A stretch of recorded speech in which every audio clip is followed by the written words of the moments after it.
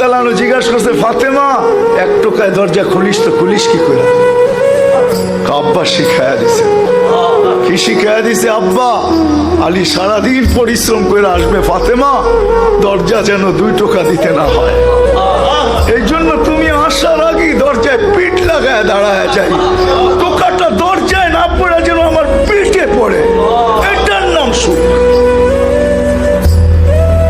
পা দিয়া দেখা দিছে টেবিলে খাওয়া রাখা আছে, খায়া ঘুমায় পড়ো, এটার নাম সুখ। পা দিয়া দেখা দিছে, হাত দিও না, টেবিলে রাখা আছে, খায়া ঘুমায় পড়ো।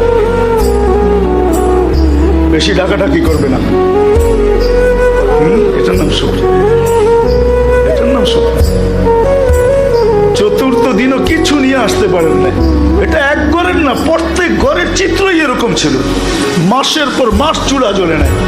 তারপর স্বামী যখন ঘরে ঢুকছে, সাররাত ওয়া তাবাসসামাত, খুশিতে নাচতে ছিল আর মুস্কি মুস্কি হাসতে ছিল।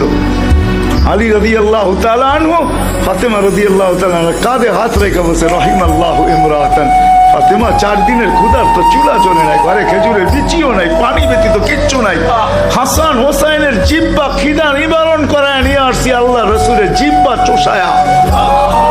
আমি ঘরে ঢুকতেছি, তুই এখনো হাসতে পারিস আর নাচতে পারিস? বলতে নাচবো না কেন, হাসবো না কেন, তুমি তো আমার বাদশা।